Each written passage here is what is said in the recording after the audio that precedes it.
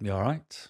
My name's Paul, I've got autism, and I make random videos based on my version of autism, the way my head works, and I stick the videos on the internet in case you fancy giving them a watch.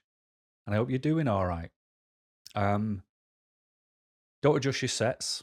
The room is dark because I've decorated it, but I will get to that because I want to talk about the importance of safe space when you are autistic.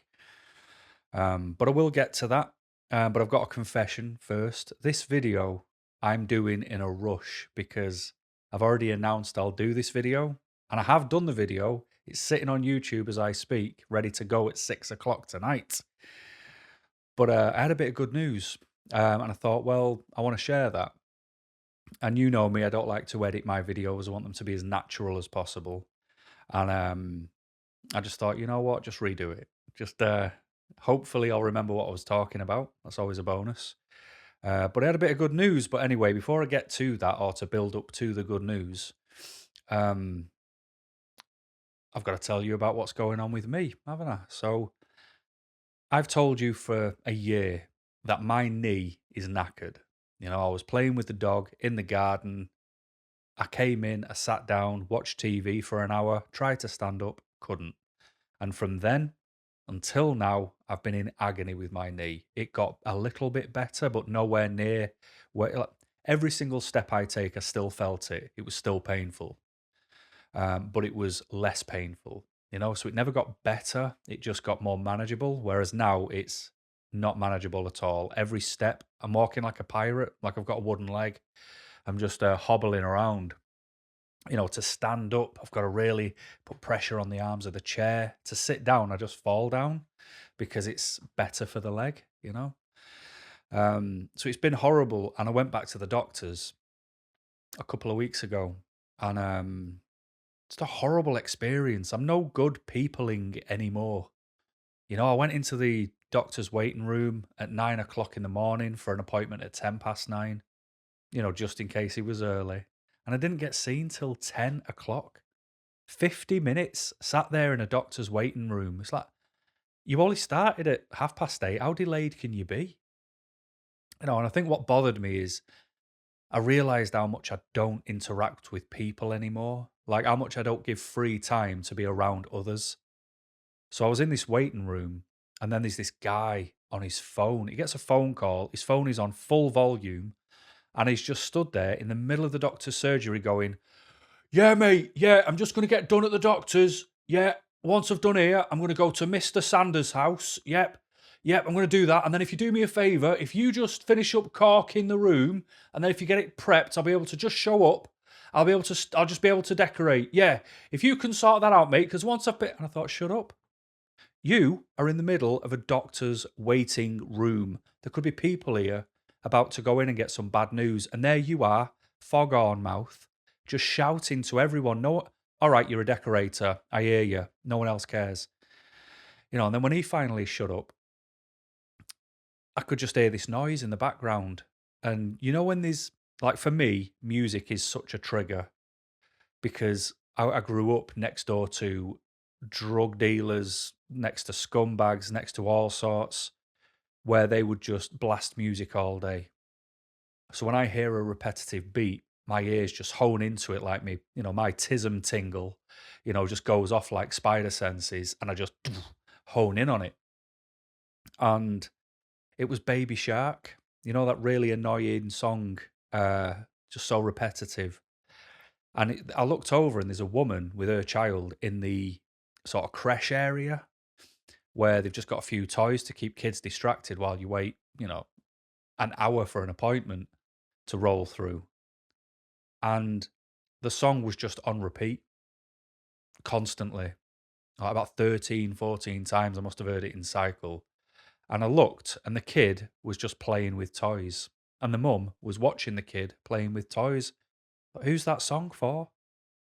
I'm listening to it. It's sending me up the wall. Your kid isn't a robot. It's not like they're just going to go and power down just because Baby Shark stops playing. So between fog on mouth and Baby Shark, mum, it was driving me mad. And I'm just sat there thinking, I thought this was a doctor's waiting room. I treat them like a library. library, library, library, that place with books. I treat them like that because, my phone's on silent. If I'm talking to anyone, I'm whispering. These people are just there treating it like they're in the middle of a pub or a creche or something. It just, I don't know. Where's the respect? There's no respect anymore. And maybe it's me. Maybe I'm just getting older and grumpier. And I already know both of those things are extremely true.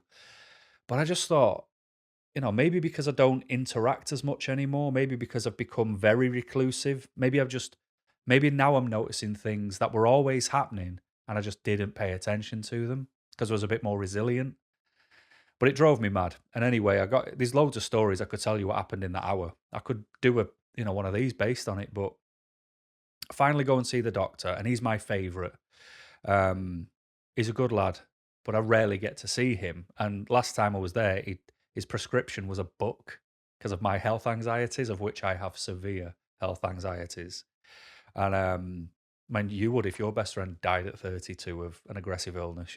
It just everything's the worst. But yeah, I go and see him, and he's like, "What can I do you for?" I was like, "Well, my knee hurts. It's hurting more and more. It's never got better. I've done the mandated physio. I did above and beyond the physio. Because when I first went, I couldn't push a piece of paper with my foot forward on my right leg. That's how weak and damaged it was.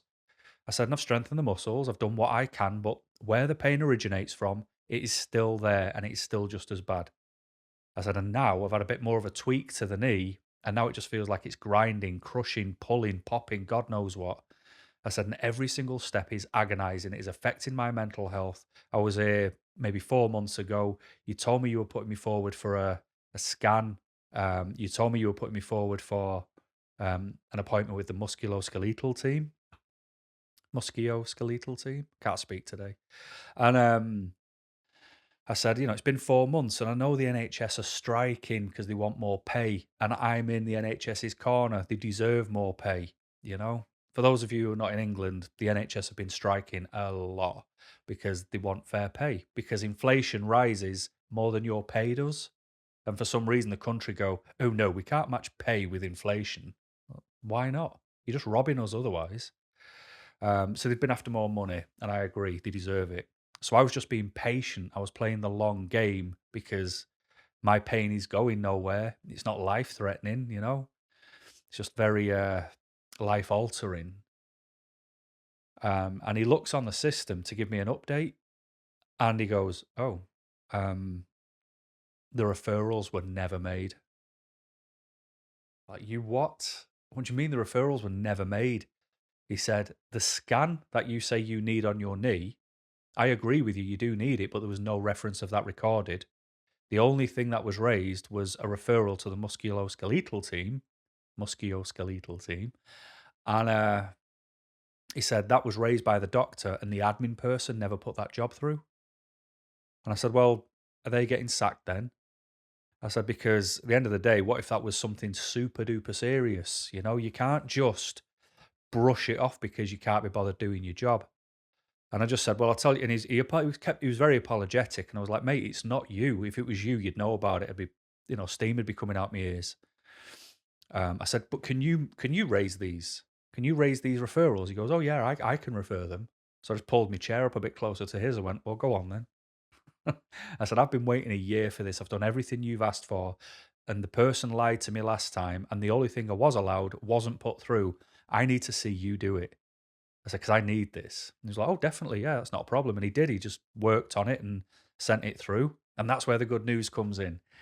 Today, I got a letter through that on the 30th of March at 19:45 in the evening, I'm going for an MRI scan on my knee.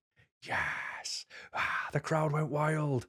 I'm loving it. I am buzzing. I am so happy that's happening because if I said this has been very, very hard, I'd be underselling it, because I have very limited things I can do anyway, because I can't just go out into the world. I can't go clubbing. Not that I would at my age anyway, but I don't have a group of friends. I can't go to football matches with them. I can't go on, holidays with friends and go fishing with people. Not that I fish. All these stereotypical, neurotypical things. They're not in my repertoire. They're not things I do. And I have to, be reclusive because the world tires me out. And I had very limited things I do, but the things I do, I enjoy. And one of them used to be walking, going out into the wilderness, finding, a path off the beaten path and just sort of standing somewhere. And I don't know if you've ever done this, but I used to play a game when I was younger where if you were ever in an area which is usually quite heavily populated and you are the only person there, you just pretend, like, oh, I'm the only person left on Earth. It's just me. Or there's just one person in each continent around the world, and this is it now. It's just me. And then a dog walker appears and ruins it. But that's another thing,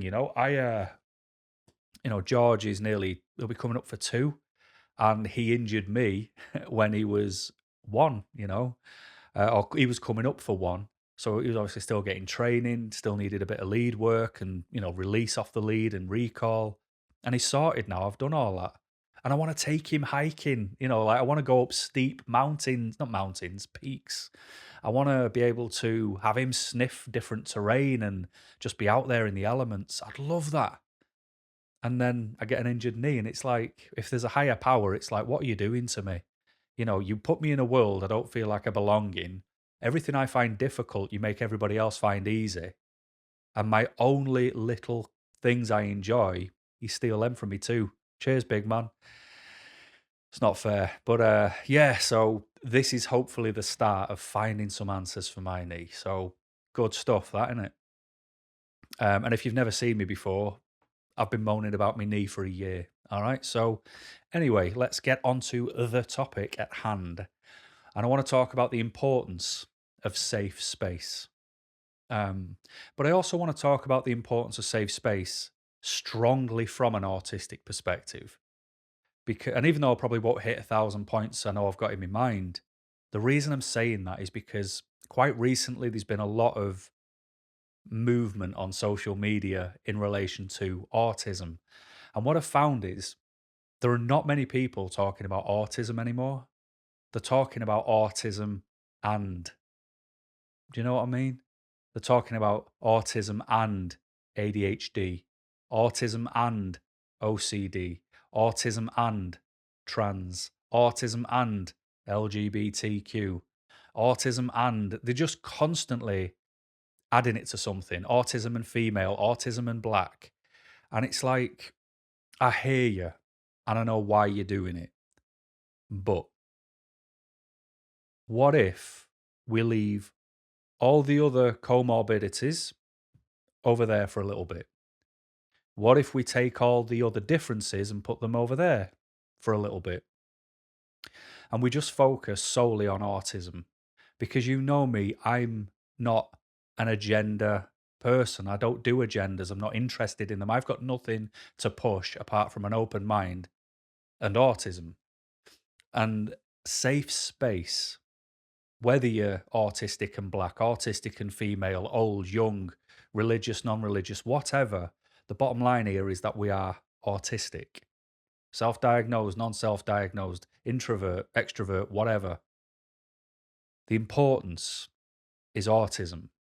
And I believe, and I know I've had a go before, people always talking about the majority of autistic people, using persuasive language. I'm not a fan of that.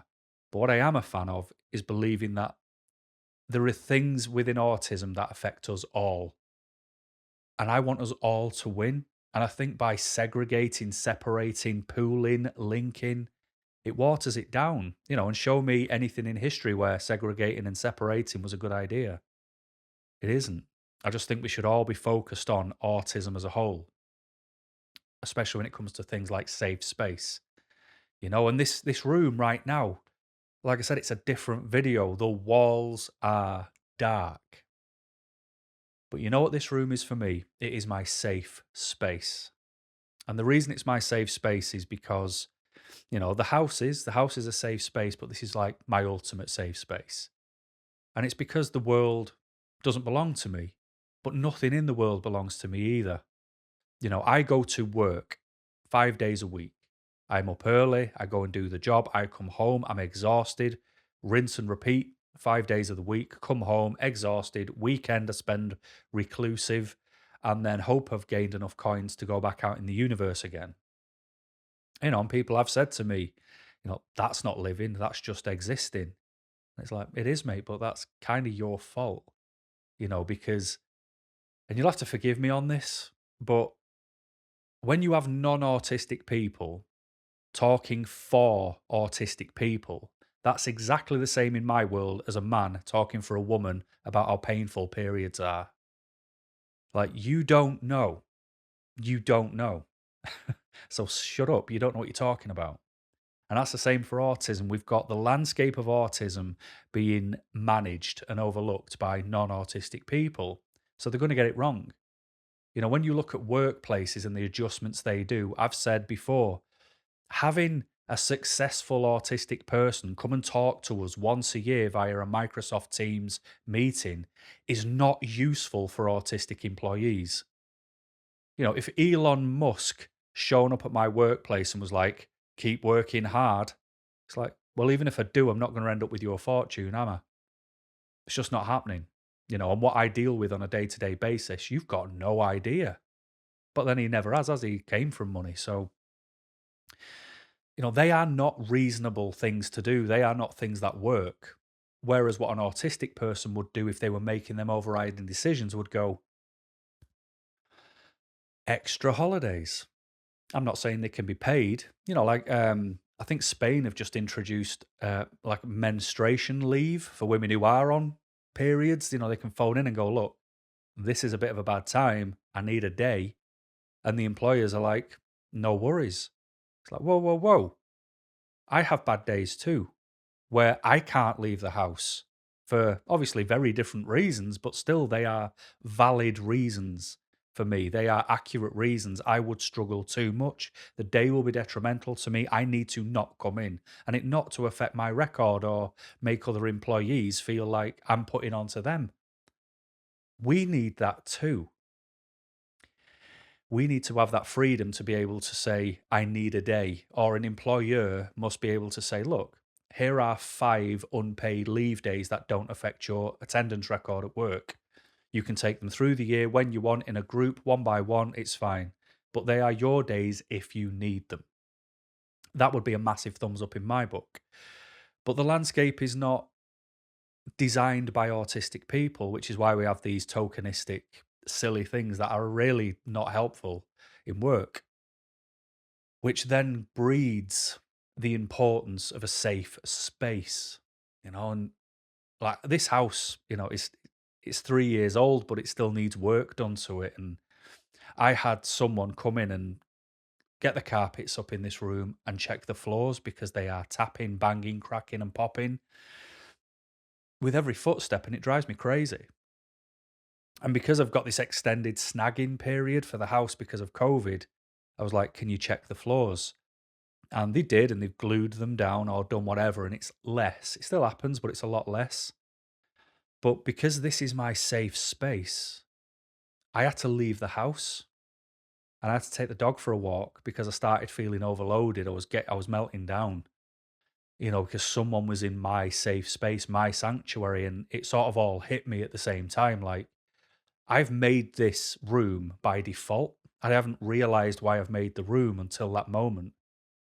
But people were in my safe space. I felt like a hunter who had other hunters in my lair. They had found my safe space. They came to attack me, and I needed to run away. And I took the dog for a walk. Otherwise, I think I would have told them to get out the house. And the whole reason they were here was to do the floor. But I felt so invaded. I felt so unsafe. And I really felt like my only safe space in the world, my little postage stamp on the entire earth, wasn't safe anymore. And it really hit me. It really hit home. And, because the world, as I've said, it's not designed for me. I am a passenger in a car, and I'm not in control of where we go on our destination. I read something on social media, something positive actually, and it's not positive for the right reasons, but apparently, like this 10-year-old girl was asked to describe her autism, and she said, "It's like I start my day as a fresh piece of paper." She said, "And through the day, it just makes people screw that piece of paper up, and it's all in a big bundled up heap." She said, "And then when I get home, I neaten that paper out again, but you can still see all the damage." And I thought, wow, 10 years old, that is exactly how I feel. So credit to her, whoever she was. But it's very true because, being the passenger along for the ride to a destination we probably don't want to go, it's not easy, and going outside, dealing with people, masking, it's tough.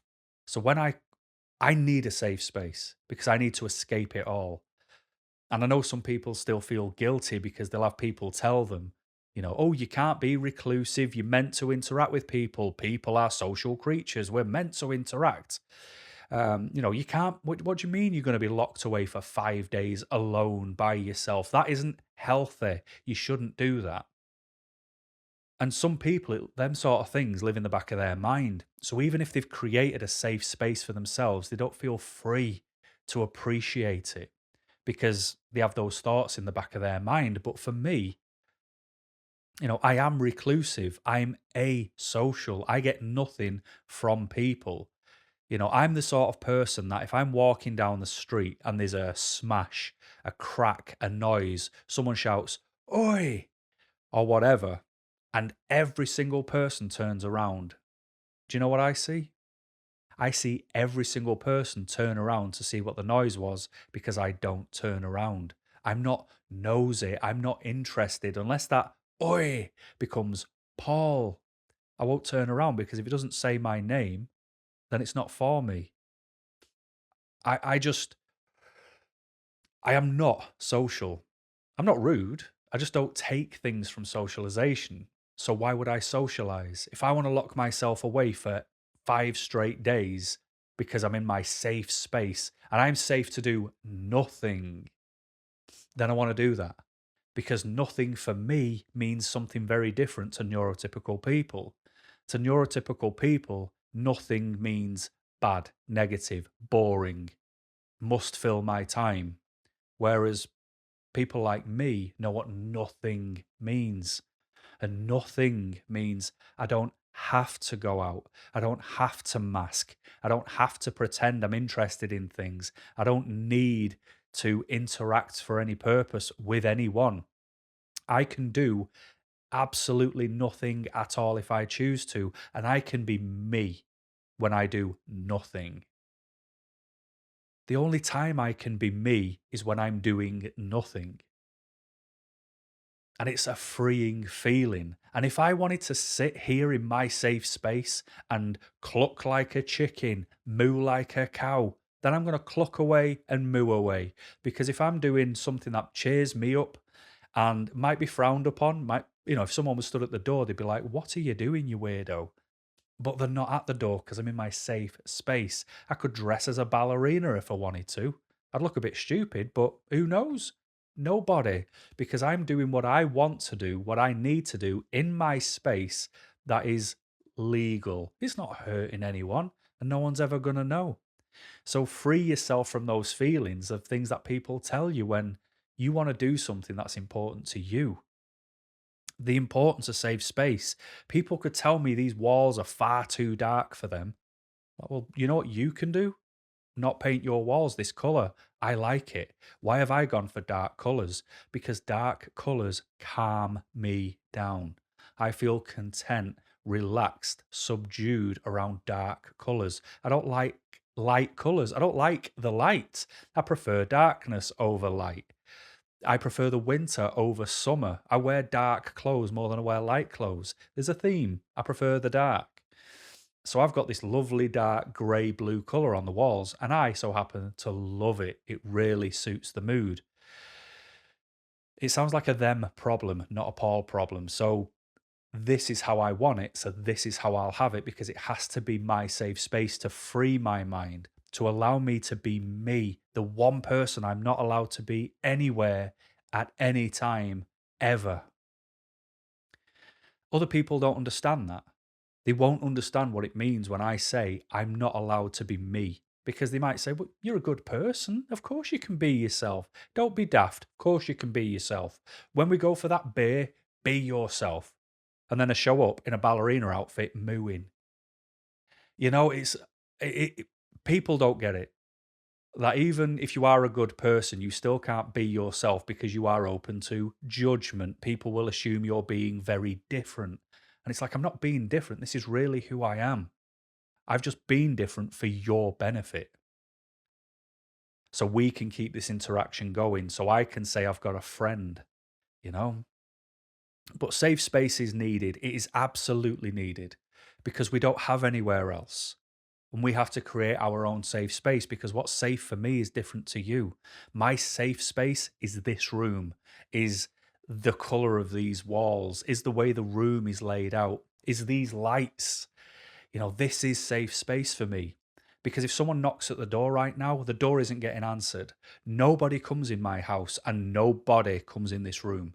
This room is off limits to everyone. The closest anyone will get is watching this because it's my safe space and I have to give so much of myself to everyone all of the time that I'm allowed to be selfish and find my self-preservation in a safe space. Your safe space might be with somebody. Your safe space might be fresh water swimming, getting out into the middle of a lake, sticking your head under the water and screaming at the top of your lungs, and then popping your head back out like nothing's happened. It's not about what your safe space is. It's about making sure you have safe space. You know, I speak to a lot of dads, you know, who are autistic via email, and they all say, I would love I'd love a cabin in the garden, or I wish I had a room that was just mine in the house where I could escape it all. And it's like, do it then. You know, just sit down with your partner, sit down with your kids, sit down with whoever, and let them know the importance of safe space because you need to recharge to do everything for everyone again because the world isn't ready to live how we need them to be. But whatever that safe space is, whether it's just time away, whether it's one night a month away in a hotel, whatever it is, I personally do not care. What I do care about is that you have it. I care that it's something you consider where you put yourself first. You don't feel bad for having or needing a safe space because you know why you need it to do nothing, to unmask, to be you, to feel like you, because you deserve that too. The importance of having a safe space is something that is not talked about enough. You know, if I was into lava lamps, the room would be full of them. You know, if I was into pink, the walls would be pink right now. No. And I also chose this color because it was between this and one very similar, but this one's called Gotham. And I'm a big Batman fan, so it won straight away. So once the flooring is done in this room, that is it. There will be no human ever again stepping foot in this room unless I drop dead in it and people have to cart me out. But then I won't know either. So that is around the corner for me, knowing that I will finally have my safe space. I will be able to feel free. I will be able to feel relaxed. I will be able to feel content. I will be able to make myself important. I'll be able to accept that what I want to do is okay to do and that I don't belong to everybody else and everything else when I'm here. I belong to me and I'm important too. And if I need something to survive leaving that front door every day, then you know what? I'm also entitled to it, just as you are. So get yourself safe space, whatever your age, wherever you're from, whatever you're doing, because to me, it is one of the most important things for autism. And there we go. I hope that made sense. And until next time, my friends, thank you very much for watching and keep smiling.